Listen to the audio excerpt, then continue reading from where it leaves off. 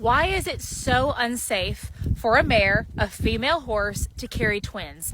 I've said it year after year, and yesterday, we talked about how we just reduced a pregnancy in my mare Indy so that she would not carry twins, and we take it very seriously. And so a lot of you are just wondering, why is it so serious?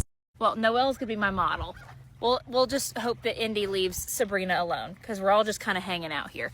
Horses really are not designed to carry more than one foal at a time, okay? So when an embryo turns into a foal and they are growing and they are, forming correctly, right? All their little limbs are forming, they're moving around in the uterus. They have to be able to move around to get all their legs formed correctly.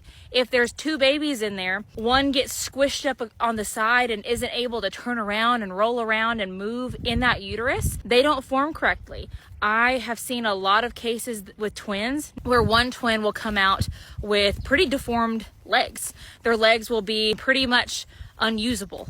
Another reason why, if it's a cramped space, when they are to be born, dystocias are pretty much imminent. Dystocia meaning horrible birth presentation. So that's why it is such a big risk to the mare, because if they are foaling and the babies have no room to be able to move around and get into the birth canal in the correct position, then it might possibly cause your mare to die mid-birth with the babies.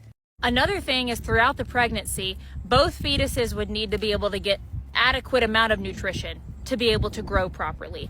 And in most cases with twins, one will suck all the nutrients. So if they are both born alive, then most of the time one of them is going to be significantly smaller and weaker. In the cases where they share nutrition, a lot of the times they will be born premature. They will either both be small and not have gotten enough nutrition, or there are rare occasions where they're both alive and they can live.